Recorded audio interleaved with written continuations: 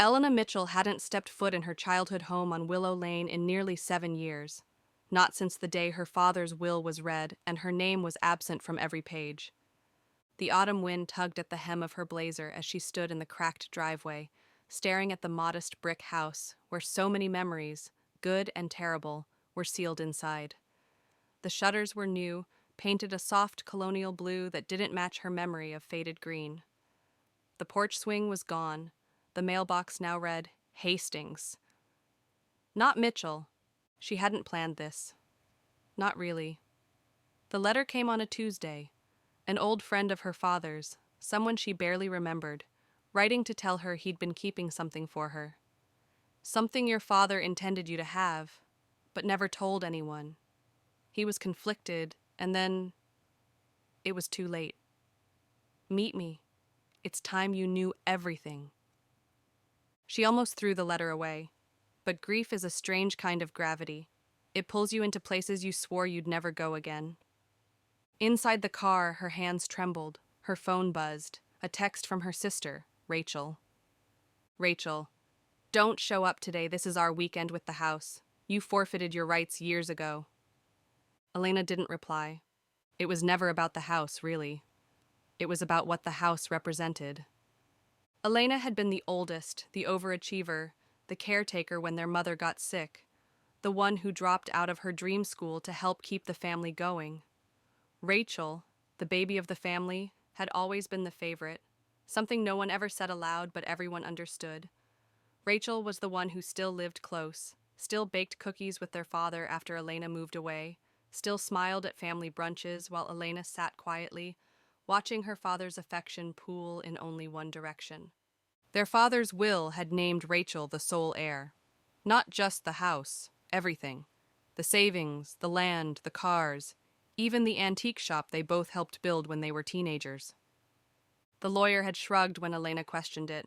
He was of sound mind. He said you had your own life now. Her own life. That life had been built from scraps and stubbornness, and never, not once, had she stopped loving her father, even after. The cafe where she met Mr. Carter was quiet, except for the slow jazz bleeding through the speakers. He was older now, white beard, weathered eyes, but when he stood to hug her, something in his expression held the weight of long-kept secrets. "Elena," he said, "you look just like your mother." She sat, clutching her coffee like an anchor. "You said you had something for me." "I did," he said, "and I still do." From the leather satchel at his feet, he pulled a small wooden box, mahogany, carved by hand, her father's initials on the brass clasp. "I promised him I'd only give this to you when you were ready. I think you are now." Elena hesitated before opening it. Inside was a single brass key and a letter. She read the letter in silence, her vision swimming as the words bled into each other. "My dearest Elena, if you're reading this, it means I didn't do right by you. Not when I was alive. I kept secrets from you, not out of malice, but out of shame and fear. The house you knew wasn't the only home I ever built. And what you were meant to inherit is something I hid from everyone, even Rachel.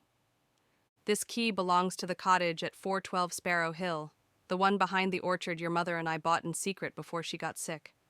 I left more than just memories there. I left the truth. I hope you'll forgive me for the silence. I hope you'll understand why I chose to protect what I did. Dad." Elena drove the hour to Sparrow Hill with shaking hands. The GPS led her down a winding, tree-lined road just past a rusting gate covered in ivy. When she parked at the edge of the old orchard, she saw it, a small white cottage with ivy crawling up the stone chimney, half hidden behind a grove of apple trees. She unlocked the door. It creaked open with the smell of old cedar and lavender. The living room was untouched, preserved like a time capsule. Her mother's handwriting on a recipe book, her father's old camera on a side table, and on the mantel, photographs, dozens of them, all of Elena, from her childhood, teenage years, even college. She wasn't erased from her father's life. She had been hidden away in his heart. She sank to the floor, sobbing. Back at Willow Lane, Rachel was hosting what she called a family remembrance garden party. Neighbors were invited. The house was lit up with fairy lights. She was giving speeches about their father's legacy, about the home he loved. But she didn't know what Elena had just discovered. She didn't know what was in the second envelope. The one Elena found tucked inside a first edition book by the cottage fireplace, Pride and Prejudice, their mother's favorite. That letter changed everything. And it wasn't just written to Elena. It was a signed addendum to the original will. Dated 2 weeks before their father died. Witnessed, notarized. It gave Elena not just ownership of the cottage, but partial rights to the Mitchell antique shop, full ownership of the orchard property, and most shocking of all, access to a trust account with nearly $180,000 in it. Rachel didn't know. Yet. But she would. The early morning sun scattered golden threads across the orchard, but Elena didn't see the beauty. She was still sitting on the cottage porch, barefoot, letter in one hand, key in the other. Her coffee had long gone cold beside her. Her father's words echoed in her ears, not the apology, but the implication. He had hidden the truth, and not just from her. She spent the day combing through the cottage. Dust clung to everything, but beneath the years of silence, this place held life. In a chest tucked beneath the stairs, she found more photographs. Baby Elena in her mother's arms, a picnic behind the orchard trees, a birthday cake with her name in swirling cursive. There were no pictures of Rachel here. That wasn't like their father. He was many things, but he was never careless with family. If this place had been meant for both of them, Rachel would have had a presence here. But she didn't. This cottage was a shrine to a different truth. One where Elena was still loved, still remembered, still rightful. Elena stood in the backyard, staring at the old tool shed, half swallowed by weeds. She tried the same brass key. No luck. But when she circled around the back, she spotted something behind the woodpile. A rusted lockbox. It took her 20 minutes and a crowbar to pry it open. Inside were files, yellowed papers, legal forms, handwritten letters, a deed transfer, receipts, and one medical document. It was dated 6 months before their mother passed. Elena's heart tightened as she read the diagnosis again. Early-stage dementia. Not her mother. Her father. That changed everything. She sat down in the overgrown grass, jaw slack. Her father had been sick while pretending to be strong, and he hadn't told anyone. Had Rachel known? She thought back to the way Rachel handled the will. How confident she was. How quickly she took over the antique shop. How she laughed during the funeral reception like nothing had changed. Maybe it wasn't confidence, maybe it was guilt. Elena drove into town, stopping by a storage unit she barely remembered renting. It was filled with boxes from her old apartment, when she first moved to Atlanta, right after the will reading. It was all still here, frozen in time. She rummaged through folders until she found her copy of the will, the one Rachel had given her a week after their father's passing. As she flipped through it now, something stood out she hadn't noticed before. The witness signatures, same name, same handwriting, twice. She blinked. That was illegal. Rachel had forged the will. Elena's hands trembled again, but this time not from grief. From something sharper, rage. She drove back to the cottage and locked the door behind her. Her thoughts spun like a hurricane. Her sister had manipulated their father's estate, erased Elena from it, and lied to everyone. She had thrown a party in the house she'd stolen, talked about legacy while standing on a lie. Elena opened her laptop. She still had contacts in Atlanta, friends who worked in law, one in estate litigation. It was time to dig deeper. But first, she needed evidence. And she needed to talk to one person she hadn't spoken to in years. "Hi, Aunt Ruth, it's Elena." There was a long pause, then a soft inhale. "Elena, sweetie, I wasn't sure you'd ever call again. Did you know about Dad's other will?" Silence. "I thought so," Elena whispered. "And the cottage?" "Your mother's idea," Ruth said. They bought it together before things got bad. He promised her he'd keep it secret until you were ready. And Rachel, another pause. She was always jealous of how close you and your mother were. When your dad got sick, she stepped in fast, took control. Did she change the will? I can't say for sure, but I wouldn't put it past her. Your father had me review a letter once. He said it was just in case Rachel made a mess of things. Ruth's voice cracked. I think he was trying to protect you, but he ran out of time. By sunset, Elena had what she needed. Photos of the original addendum. The medical report confirming early-stage cognitive decline. The copy of the will with forged signatures. A recorded call with Aunt Ruth confirming her knowledge of the second property and the prior estate plans. She wasn't just grieving anymore. She was planning. At 8:42 p.m., she texted Rachel, Elena, we need to talk. I know about the cottage and the forgery. She waited, read, no response. But half an hour later, headlights swept across the cottage windows. Rachel. Elena stood on the porch, arms folded, the wind tugging her sweater close. Rachel stepped out in heels too thin for gravel. Her lips curled upward, but her eyes were sharp. Well, Rachel said, look who finally showed up for the legacy. You stole it, Elena said flatly. Rachel's smile faded. You forged Dad's will. You lied. To me. To everyone. Rachel tilted her head. You don't know what you're talking about.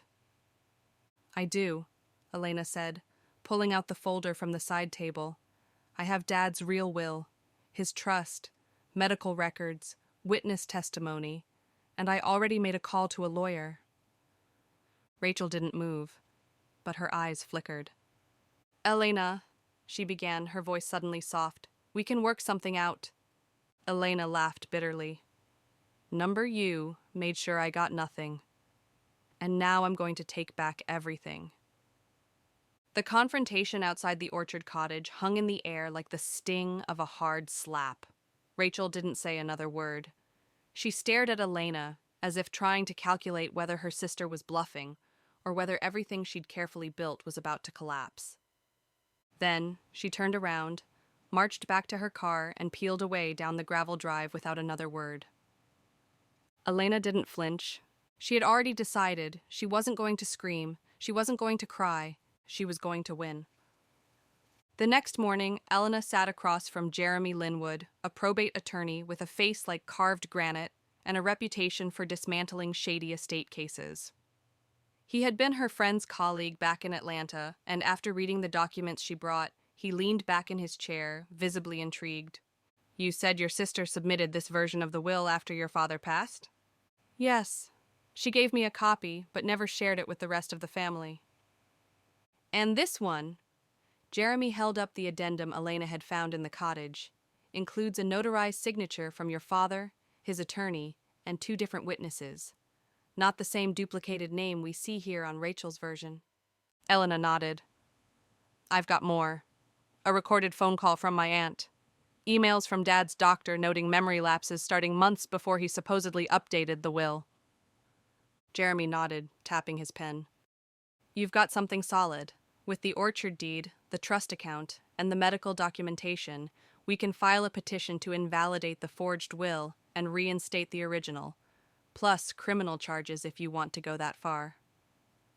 Elena didn't hesitate. I do. By Friday, Rachel's world began to shift. It started with a quiet notice from the probate court, a scheduled hearing to challenge the validity of the estate documents. Then, her accounts tied to the Mitchell Antique Shop were flagged for audit, thanks to the financial advisor Jeremy had referred. Elena didn't call her. She let the paperwork speak instead. But Elena didn't feel triumphant. Not yet. Something gnawed at her. Why had her father let this happen? Why had he allowed Rachel to wield so much control when he was slipping away? Why hadn't he told her? She returned to the orchard cottage that night, hoping to find answers. And this time she went into the attic. Dust blanketed everything, but near the window was a battered trunk wrapped in blue cloth. Inside were tapes, old mini cassettes, the kind used in handheld recorders. Her father had been a collector of analog things. One was labeled in shaky script, "For Elena, if you ever come back." Her hand shook as she placed it in the player. The machine hissed, then a familiar voice crackled to life. "If you're listening, it means I failed to protect what mattered most. You, Elena, I tried. God, I tried. Rachel, she started manipulating things when I got sick.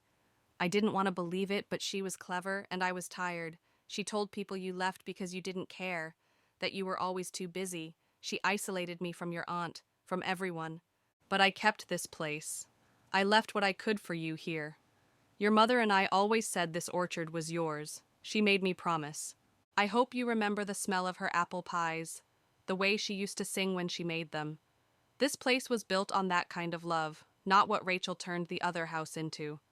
I don't know if I'll make it to change the will in court, but I hope this reaches you, and I hope, no matter what, you fight. You were always the strongest one." Elena pressed pause and wept into her hands. This wasn't just about property or money. It was about being seen, about being believed. A week later, the day of the court hearing arrived. Elena wore her mother's old brooch, a small silver apple blossom pinned to her lapel. Rachel arrived late, looking disheveled for the first time Elena could remember. Her usually sleek blonde hair was frizzy from the rain, and she clutched a designer purse like a life vest. The judge reviewed the documents slowly, methodically. Jeremy's arguments were clear and composed. He presented the medical decline, the inconsistency in witness signatures, the notarized original will. Then Elena played the tape. Rachel's face blanched. "Elena, no," she whispered. But the courtroom was still, and her father's voice filled the silence. They didn't reach a verdict that day. The judge needed time to review the materials. But Rachel knew. When they stepped outside, Rachel reached for Elena's arm. "You're doing this to humiliate me." Elena turned, calmly removing her arm. "Number. I'm doing this because you buried me while I was still alive." Rachel's lips tightened. "So what? You want the house? The shop? You want to destroy everything Dad built?" Elena stepped closer. "I don't want to destroy anything. I want the truth to breathe again, and if that means watching your lies fall apart, then so be it." Back at the cottage, Elena baked an apple pie. The scent filled every corner of the house. She didn't even know why she did it. Maybe to feel her mother again, maybe to reclaim something sweet. The crust came out too flaky, the filling too tart, but she ate it warm on the porch anyway, the night breeze brushing her cheek like a memory. Then her phone buzzed, an unknown number. She answered cautiously. "Ms. Mitchell? This is Detective Lori Mayfield, with the Financial Fraud Division. A complaint has been submitted regarding estate manipulation and signature forgery. I understand you may have some evidence?" Elena smiled. "Yes," she said, "I do." It was strange how quickly a quiet life could unravel. Elena had always thought family drama brewed slowly, like a slow leak behind a wall, only discovered when damage was already done. But this felt like a burst pipe, truth gushing out, ugly and unstoppable. The detective, Lori Mayfield, had been surprisingly warm, sharp but not cruel. Elena met her 2 days later in a small corner booth at a local diner. She came prepared, USB drives, files, the letter from her father, a digital recording of the attic tape, even a scan of the forged signature page. Lori listened carefully, took notes, and asked questions that cut right to the marrow. So Rachel Hastings had full financial access to the estate before probate was completed? Yes. And she submitted the will herself with no oversight, claiming the other was void? Yes. Did you confront her directly? Elena hesitated. I did, at the orchard. She didn't deny it. She just said we could work something out. Lori scribbled something, then looked up.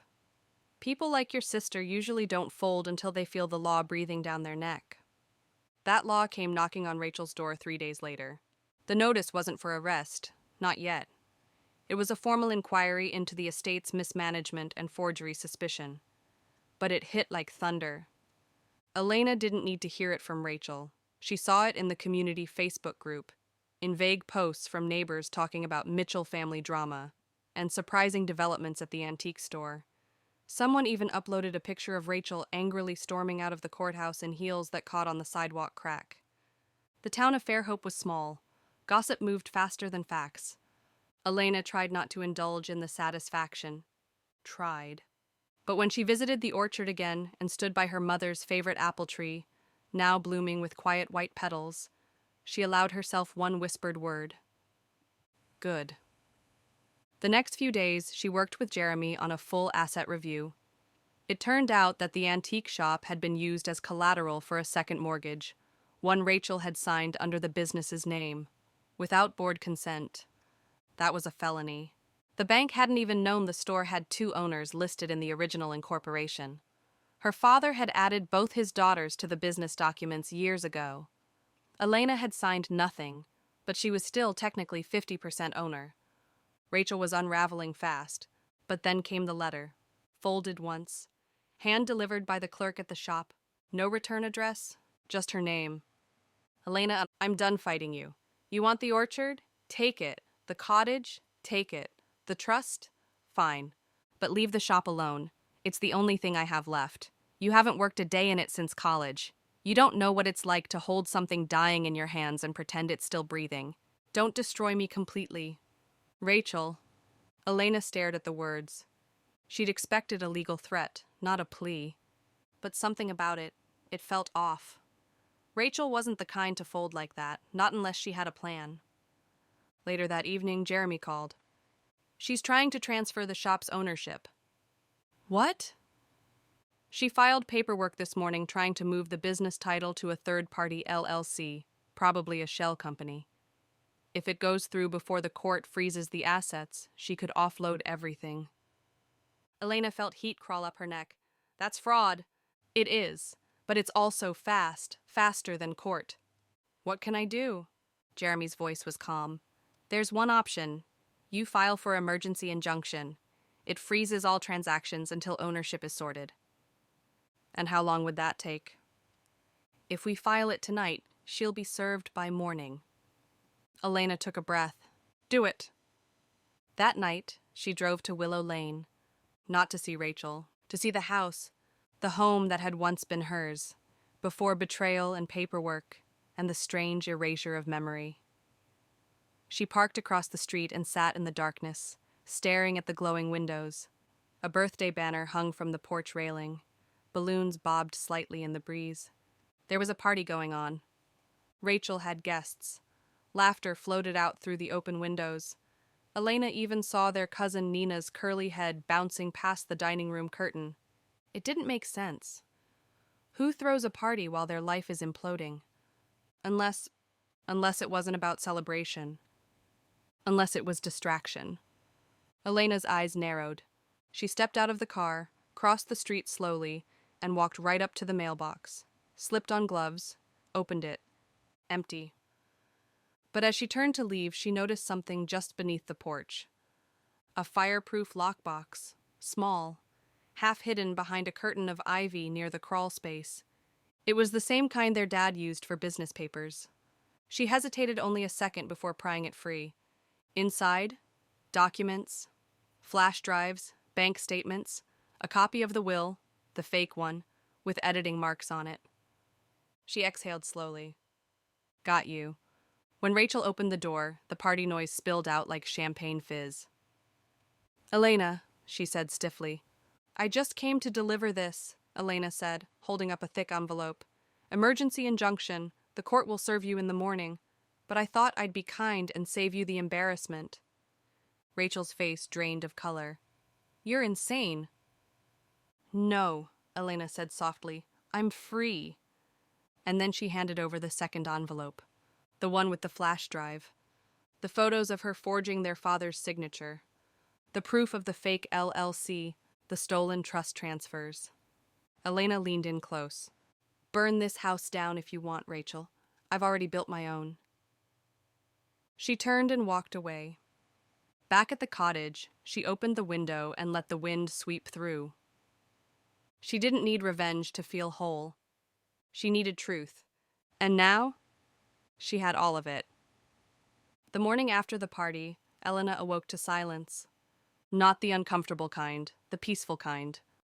She stood in the cottage kitchen pouring herself coffee, the smell of apples still lingering in the wood grain walls.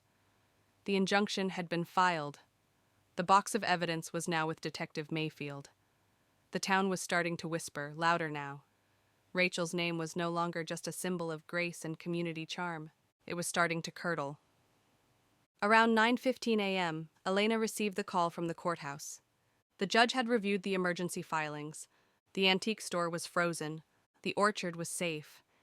And Rachel Hastings had 30 days to respond to pending criminal inquiries into estate fraud, forgery, and financial misrepresentation. Elena didn't cheer. She didn't scream. She sat down at her mother's old writing desk and wept. Quietly, gratefully, like someone finally allowed to exhale after years of holding her breath. That afternoon, she returned to the orchard with a hammer and a crowbar. Not for destruction, for restoration. She started with the shed, prying off the rotted boards, uncovering the workshop her father had once used to build furniture. Beneath the dust and rusted tools, she found the carved initials again, E.M. He had made her a jewelry box here once, when she turned 16. She had forgotten. No, Rachel had made her forget.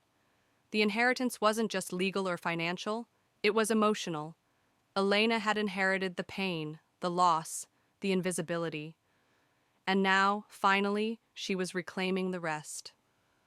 By evening, she received another unexpected visitor.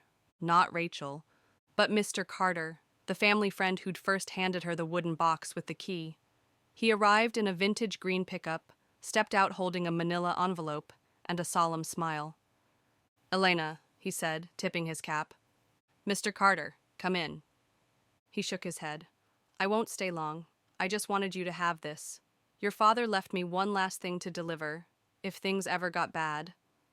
She raised a brow. "Worse than this?" He chuckled sadly. "He always said if Rachel ever tried to erase you completely, I was to give you this." Inside the envelope were 4 things. A handwritten letter titled, "The Orchard Will, Undated Draft." A notarized list of antiques in the Willow Lane house marked as, "For Elena only." A check, dated nearly 6 years ago, uncashed, $40,000. Memo: "College refund, I owe her." A tiny Polaroid. Her as a child, standing under the orchard tree in a red dress. Her father's handwriting on the back, "My favorite day." My Elena. Tears blurred her eyes. "How long have you held on to this?" she asked softly. "Long enough to wonder if I'd done the right thing. But seeing you here now, I think I did." Later that night, Rachel called. Elena stared at the screen for 10 full seconds before answering. Her voice was thin. No more theatrics. "Please," Rachel said, "don't press charges." Elena didn't respond. "I didn't think he'd actually leave you something," she continued. He never talked about this place." "No," Elena said, "because he knew what you'd do." I was scared. Everything was slipping. I made mistakes, but I was grieving too. You left." "No, Rachel, I was pushed out. You rewrote me out. There's a difference." A long silence. "I'll sell the shop," Rachel said finally. "Give you your half. You win." "This was never about winning," Elena whispered. But Rachel was already gone. By the weekend, Elena hired a restoration crew. She didn't want to flip the orchard. She wanted to turn it into something her parents would have loved. She stood in the field, clipboard in hand, directing where the new fencing would go, where the orchard path would be widened for guests, and where the shed would become a tiny museum, dedicated to her family's history. The real one. People started stopping by, neighbors she hadn't seen in years. Mrs. Langston brought honey jars. Mr. Beale offered to mow the west side of the property. Even Nina, the cousin from the party, stopped by with a basket of cinnamon scones. "I knew something was off," Nina whispered. "I'm glad you're back." So was Elena. The orchard came alive again. But as spring melted into early summer, a new letter arrived. This one from Rachel's lawyer. A final offer. She wanted to settle, sign away all remaining claims to the Mitchell name and assets in exchange for complete silence. A non-disclosure, a guarantee that the public wouldn't know what she'd done. Elena sat with it. The orchard wind blew the papers across the old kitchen floor. She didn't chase them. Some legacies needed to be buried. Others needed to be told, loudly, bravely. She didn't answer the letter. She called a journalist instead.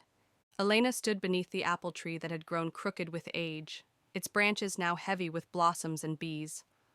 The cottage behind her gleamed in the morning sun, its windows reflecting light like quiet reminders of every battle fought and every secret unearthed. The orchard, once buried in silence and weeds, had been reborn, not just as land, but as legacy.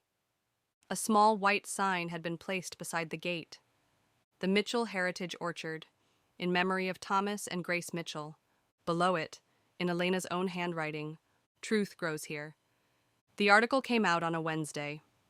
Sisters' forgery exposed in small-town inheritance battle.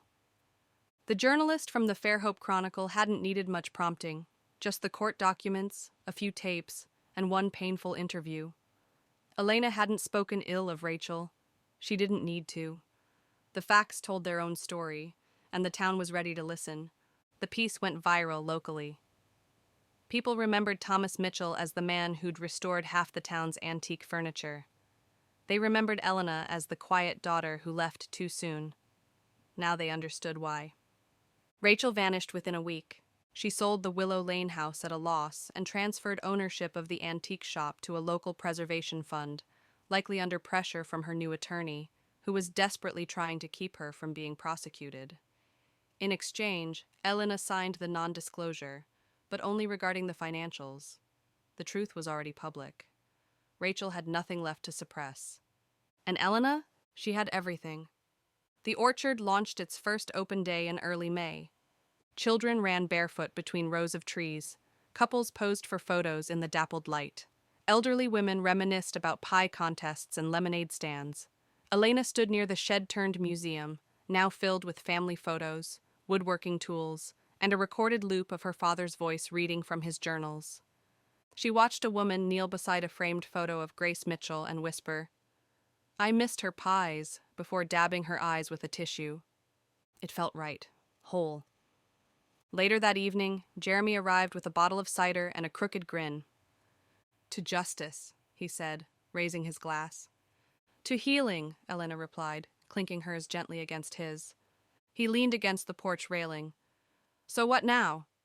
"I keep going," she said. "Build this place. Open a community kitchen in the fall. Maybe a grief group." "And Rachel?" Elena shrugged. "I don't know. I don't hate her. Not anymore. But I don't miss her either." He nodded. "Sometimes family just breaks." "Sometimes they bury you," she said. "But the beautiful thing about being buried is you grow," he finished. She smiled. That night, Elena wrote one final letter. To her father. She placed it inside the old wooden box, the one that started it all, and buried it beneath the apple tree in the yard. "Dear Dad, I found everything. The truth, the orchard, the voice you left behind. It broke me for a while. But then I remembered who I was before the silence, who I am now. I still wish you had told me sooner, that you'd fought harder, but I understand. You were tired. You left me the tools. I used them. The orchard is alive again. And so am I. Love, always. Elena." As the last light of day poured through the trees, Elena sat on the porch of the cottage, wrapped in a wool blanket, watching the fireflies blink like tiny echoes of her past. She wasn't angry anymore. She wasn't forgotten. She was exactly where she was meant to be. Not erased, not replaced. Restored, the end checkmark.